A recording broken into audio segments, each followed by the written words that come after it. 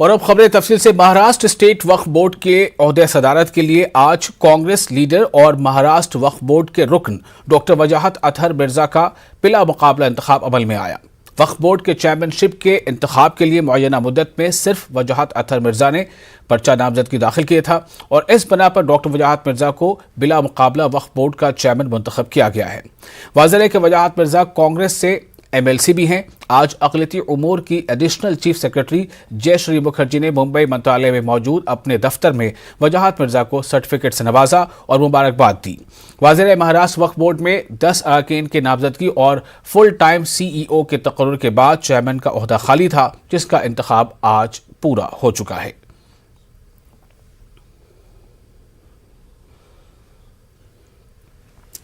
जयपुर का दौरा करने वाले मरकजी वजीर नारायण राणे ने बड़ा बयान दिया है। राणे के मुताबिक महाराष्ट्र में मार्च में बीजेपी की हुकूमत बनेगी। राणे ने महाराष्ट्र के मौजूदा हालात के बारे में कहा कि महाराष्ट्र में बीजेपी की हुकूमत नहीं है, इसलिए यहां ऐसा माहौल बना हुआ है, लेकिन मार्च तक यहां बीजेपी की हुकूमत बन जाएगी। इसके बाद मतवक्का तब्दीलियां नजर आएंगी।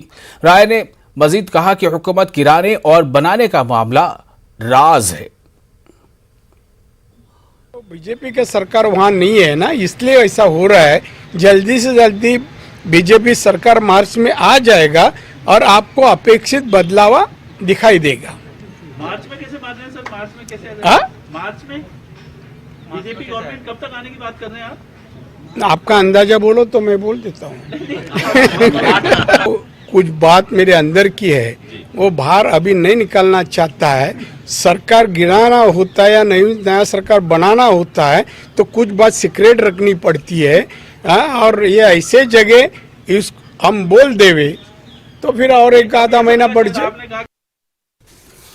तो जाहिर है कि उनके इस बयान से अब एक खलबली मचनी है। लेकिन आगे बढ़ते हैं और ये जानना चाहते हैं कि महाराष्ट्र के वजीर अक़लियती उमूर नवाब मलिक ने मरकजी वजीर नारायण राणे के बयानात पर तंज करते हुए कहा है कि पहले देवेंद्र फडणवीस ने कहा कि हुकूमत गिरेगी, फिर चंद्रकांत पाटिल ने कहा कि हुकूमत गिर जाएगी, अब यह जिम्मेदारी नारायण राणे ने ली है।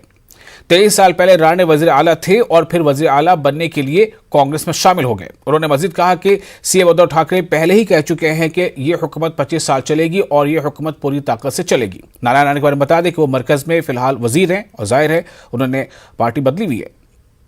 मार्च महीने महाराष्ट्र में सरकार बनने के बाद देवेंद्र फडणवीस जी ये भविष्यवाणी करते रहे कि महीने में, 2 महीने में, 4 महीने में सरकार गिर जाएगी। सरकार गिर नहीं रही है। उसके बाद फिर ये जिम्मेदारी चंद्रकांत पाटिल जी ने ली। सपने से उठते थे और कल गिरेगी, परसों गिरेगी सरकार, ये घोषणा कर देते थे।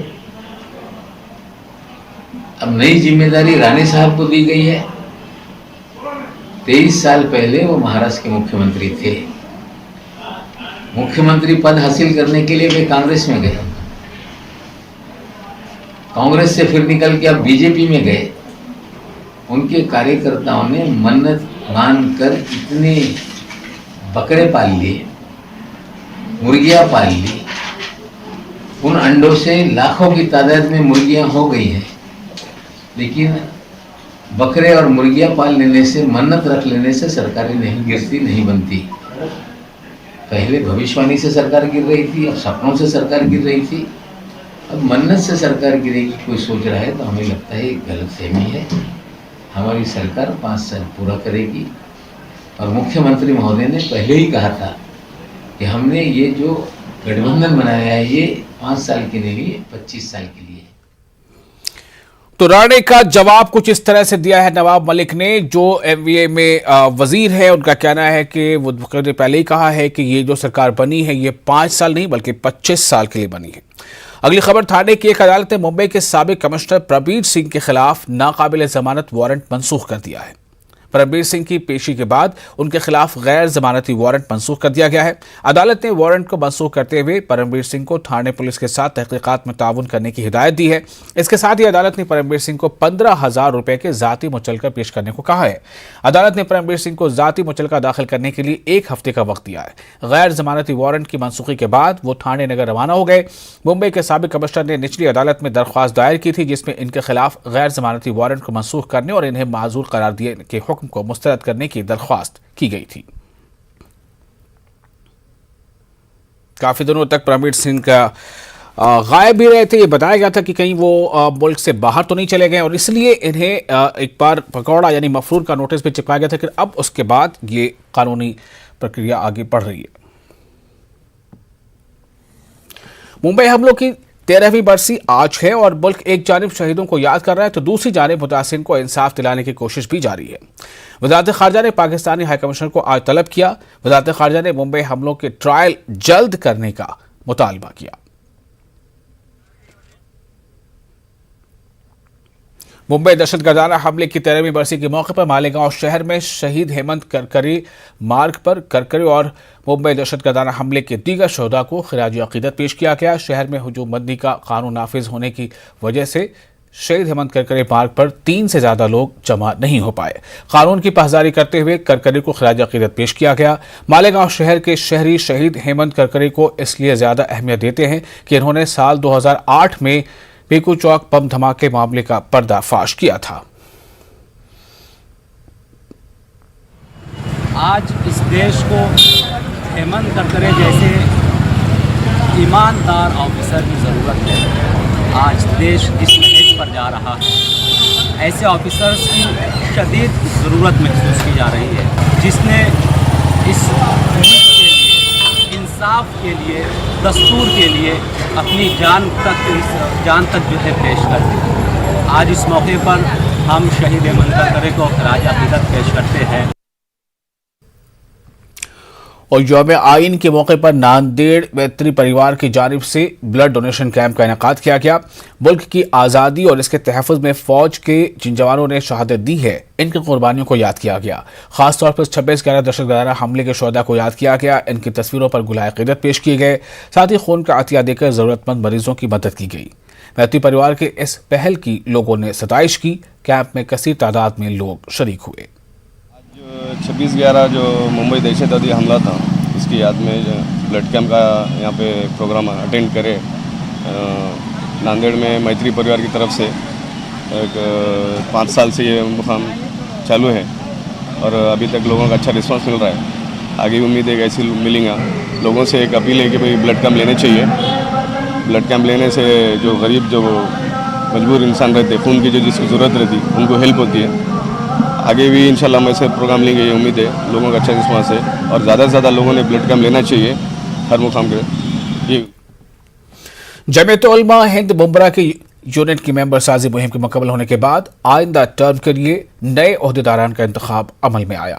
काबिल जिक्र बात यह है कि इंतखाबी मजलिस का इनेकाद आइंदा टर्म 2022-23 के लिए कसरत राय से हुआ है। बहसियत सदर एक बार फिर मौलाना अब्दुल वहाब कासमी को ही मुंतखब किया गया, जबकि जनरल सेक्रेटरी के ओहदे पर मौलाना शफीकुर रहमान नदवी को मुंतखब किया गया।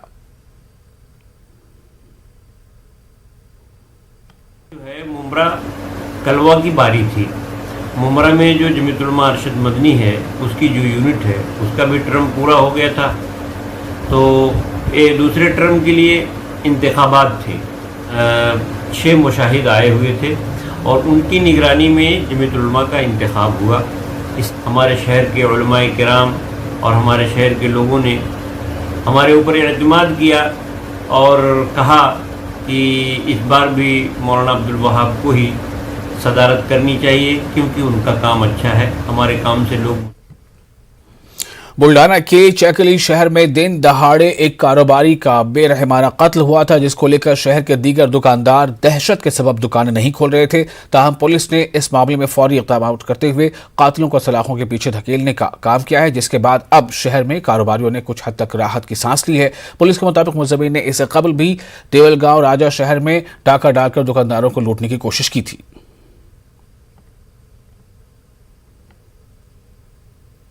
ये घटना 1 महीने पहले देवलगांव राजा पुलिस स्टेशन में हुई थी, जिसमें 2 आरोपी थे। उन्होंने इसी तरह से कुछ रकम व्यापारी से लूटकर वो लेकर गए थे और उसमें जो सीसीटीवी फुटेज में जो मोटरसाइकिल उसमें दिखाई दे रही थी, उसके नंबर के ऊपर से हम उसका जो इन्वेस्टिगेशन है वो कर रहे थे।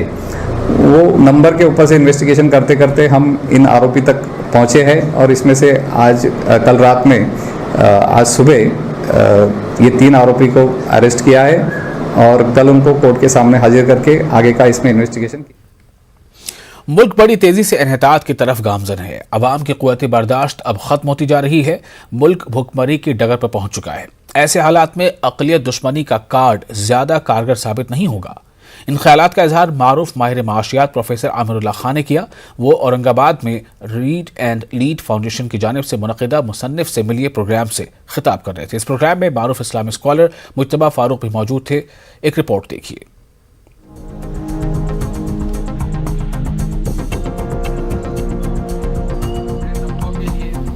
रेड एंड लीड फाउंडेशन ने मुसन्निफ से मिलिए का जो सिलसिला शुरू किया है, इसका नतीजा ये हो रहा है कि औरंगाबाद की अदबी सरगर्मियों में इजाफा हो गया है। फाउंडेशन की जानिब से मुनक़िदा प्रोग्राम में माहिर माशियात प्रोफेसर आमिरुल्लाह ने खास तौर पर शिरकत की। इस मौके पर इन्होंने मुल्क के मौजूदा इक़्तिसादी हालात, मुल्क को दरपेश चैलेंजेस और इनकी वजूहात पर तफसीली रोशनी डाली। कब तक लोग जो है इस बात से बहला लेंगे अपने दिल को कि ठीक है भाई भूखे रहेंगे लेकिन हम मुसलमानों के खिलाफ वोट करेंगे, अब बच्चे भूखे रहेंगे, क्योंकि अब बात बिल्कुल भूखमरी पे आ गई है। हंगर जो है वो इतना बढ़ गया है इंडिया में, हंगर कि मैं आपको एक डेटा दूं कि 2 साल पहले 10 करोड़ ऐसे लोग थे जो भूखे सोया करते थे इंडिया में। इतनी बड़ी आबादी भूखों की दुनिया में कहीं नहीं है। इस साल 15 करोड़ हो गए, 5 करोड़ बढ़ गए। कि जब भूखे रहने लगेंगे और बच्चे भूखे मरने लगेंगे ना, तब ये सब बातें बिल्कुल बेमानी लगेंगी। मुल्क के सियासी मंजरनामे पर तबसरा करते हुए आमिरुल्लाह खान ने कहा कि माहिरीन माशियात ये बात समझने से कासिर हैं कि अवाम ऐसे कायदीन को कैसे मुंतखब कर रहे हैं जो दिन ब दिन उन्हें पस्ती के दलदल में धकेलने पर तुले हुए हैं। हुकूमत की पॉलिसियों पर अपने अंदाज में तबसरा करते हुए माहिर माशियात ने कहा कि तारीखी शहरों के नाम बदलने और कारोबार पर पाबंदियां आयद करने से सिर्फ एक तबके का ही नहीं बल्कि पूरे मुल्क का नुकसान हो रहा है। इन सब लोगों को ये लगता है कि ये जो इर्रेशनल चीज़ें हो रही हैं ये ज़्यादा दिन नहीं चल सकती, ये मुल्क के खिलाफ है, ये किसी कौम के खिलाफ नहीं है, ये किसी मज़हब के खिलाफ नहीं है, ये मुल्क को नीचे ले जा रही है। आप देखिए हमारी GDP जहाँ थी वहाँ से नीचे हो गई, यानी ऐसा कभी नहीं हुआ हमारी हिस्ट्री में। तो ये बातें कहीं ना कहीं तो असर करेंगी और एक इलेक्शन का इंतज़ार है। एक इलेक्शन ठीक हो जाए, बहुत सारे लोग वो एक छोटी सी माइनॉरिटी 10-20%, 10-12% की वो रहेगी, वो हमेशा रही है, लेकिन जब ये 30-35 हो जाती है तब प्रॉब्लम। इस मौके पर माहिर माशियात आमिरुल्लाह खान ने अपनी 2 किताबों जेंडर इंक्लूजन और सिटीजनशिप की तहरीर के असबाब व अवामिल पर रोशनी डाली और कहा कि अक़लियतों खुसूसन मुसलमानों की माशी, तालीमी और समाजी पसमानदगी को आदद व शुमार की रोशनी में उजागर करने के लिए दानिशवर तबके को आगे आने की जरूरत है ताकि हक़ायक़ दुनिया के सामने आ सके। न्यूज़ 18 उर्दू के लिए औरंगाबाद से अजहरुद्दीन की रिपोर्ट। और फिलहाल वक्त छोटे से ब्रेक के बाद लौटेंगे तो खबरें कर्नाटक से।